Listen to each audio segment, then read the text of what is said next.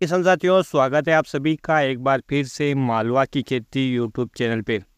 किसान साथियों, हम कई वर्षों से सोयाबीन की फसल की खेती करते आ रहे हैं, जिसके कारण अब हमारी सोयाबीन की फसल में विभिन्न प्रकार के रोगों और कीटों का भयंकर आक्रमण होने लगा है, जिसके परिणाम स्वरूप उत्पादन का स्तर भी घटने लगा है। वहीं लागत तो देखो आसमान को छू रही है। किसान साथियों, किसी भी फसल का सही जीवन जब तक पूरा नहीं होता है, तब तक हम उससे अच्छा उत्पादन लेने की उम्मीद भी नहीं कर सकते हैं। पौधा जितना स्वस्थ रहेगा, मजबूत रहेगा, निश्चित रूप से उत्पादन उतना ही अच्छा होगा। किसान साथियों, आप जानते हैं कि हमारी जो सोयाबीन की फसल है, इसमें विभिन्न प्रकार के रोग लगते हैं और इन रोगों की प्रतिरोधक क्षमता भी नई वैरायटी में भी आपको 4 से 5 साल बाद देखने को मिलती है।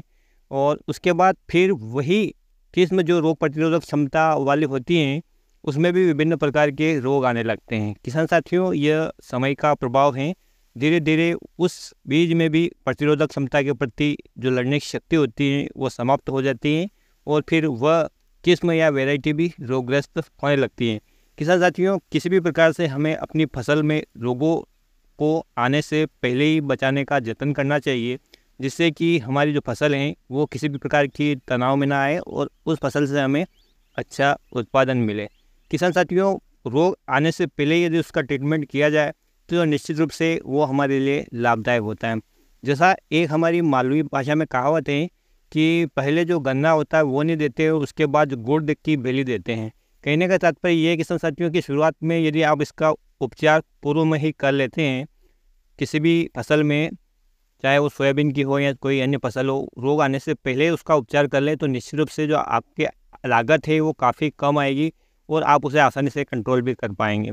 तो सोयाबीन की फसल में रोग आने से पहले किसान साथियों कुछ ऐसे कार्य किए जाएं जो कि निश्चित रूप से हमारे लिए लाभदायक हो। तो किसान साथियों, जैसा कि आप जानते हैं कि हमारी सोयाबीन की फसल में विभिन्न प्रकार के फंगस जनित रोग आते हैं, जिनमें से कुछ का कारण होता है भूमि और कुछ का कारण होता है वो फंगस बीज में मौजूद होती है। हम कई वर्षों से सोयाबीन की खेती कर रहे हैं, जिसके कारण कि हमारी जो खेत हैं वहाँ पर भी सोयाबीन में आने वाले जो फफूंद है उसके बीजाणु पर्याप्त मात्रा में पहले से ही मौजूद रहते हैं।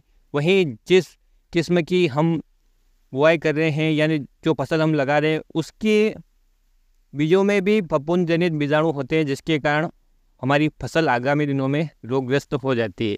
इसलिए हमें भूमि जनित रोगों से और बीज जनित रोगों से अपनी फसल का शुरुआत अवस्था में ही टीकाकरण करना बहुत ज़रूरी है। यदि हम दोनों प्रकार से इसका टीकाकरण कर लें तो निश्चित रूप से जो आने वाले रोग हैं हमारी फसल में, उन रोगों से हम अपनी फसल को एक प्रकार से प्रोटेक्शन दे देते हैं, जिससे कि हमारी जो फसल है वो काफ़ी अच्छी खासी प्रतिरोधक क्षमता रखने लगती हैं। किसान साथियों, इसके लिए आपको बाज़ार में 2 प्रकार के फंगिसाइड अवेलेबल मिलते हैं फंगस जनित रोगों के लिए। वो होता है पहला जो कॉन्टैक्ट तरीके से काम करता है और दूसरा होता है सिस्टमेटिक तरीके से काम करने वाला। किसान साथियों, दोनों प्रकार के जो ट्रीटमेंट हैं, यानी कि बीज जनित और भूमि जनित, ये दोनों प्रकार के प्रोडक्ट आपको बाज़ार में मिलेंगे जो कॉन्टैक्ट और सिस्टमेटिक तरीके से काम करते हैं। तो आप एक ऐसा फार्मूला लें जो दोनों तरीके से काम करता है, जिसमें दोनों प्रकार के टेक्निकल पूर्व मिश्रित हो समान एक अनुपात के हिसाब से। तो उसका प्रयोग यदि आप अपने बीज उपचार के लिए करते हैं सोयाबीन के लिए, तो निश्चित रूप से आपको फ़ायदा होता है और आने वाले लगातार 30 दिनों तक आपकी फसल की एक प्रकार से प्रोटेक्शन हो जाती है। क्योंकि पौधा यदि शुरुआत में ही रोगग्रस्त हो गया तो निश्चित रूप से वो कम ग्रोथ करेगा और धीरे धीरे उसमें रोग और बढ़ता जाएगा। तो आप शुरुआती अवस्था में ही फंगिसाइड का बीज उपचार के लिए ज़रूर प्रयोग करें। किसान साथियों, दूसरा आता है शुरुआती अवस्था में जब हम बीजों को लगाते हैं, बुआई करते हैं, तो हमारे खेत की मिट्टी में भी विभिन्न प्रकार के कीटाणु हैं।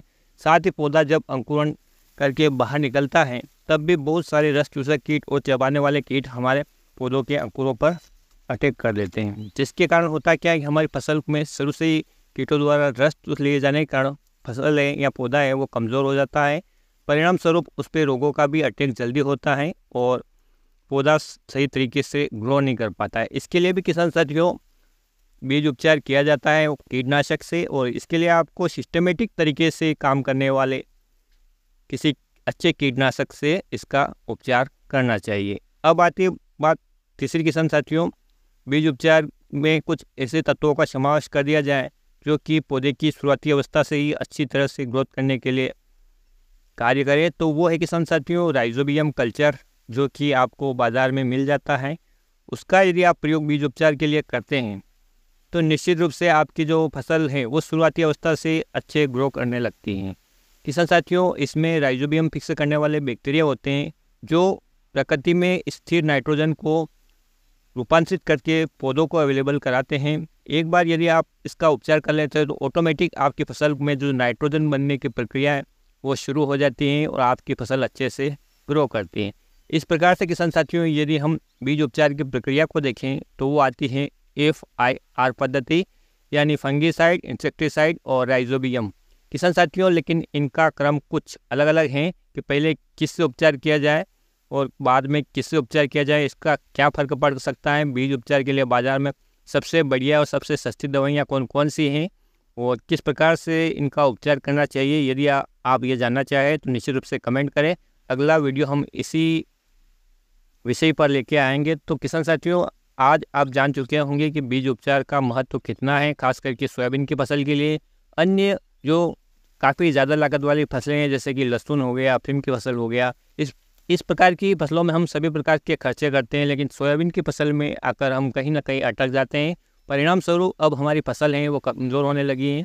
समय परिवर्तन हो चुका है किसान साथियों, इसके लिए आपको कुछ देना पड़ेगा तो ही आपकी फसल आपको कुछ देकर जाएगी। तो अगले वीडियो में मिलते हैं कि किस बीज उपचार का प्रयोग आप सोयाबीन के लिए करें और किस तरीके से करें। तो अगले वीडियो समय पर पाने के लिए किसान साथियों आपको चैनल को सब्सक्राइब करना होगा। साथ ही यदि आपको वीडियो पसंद आए तो वीडियो को लाइक कीजिए, अन्य किसान भाई हित में इस वीडियो को शेयर कीजिए। फिर मिलते हैं एक नए वीडियो में एक नई जानकारी के साथ। तब तक के लिए जय हिंद, जय जवान, जय किसान।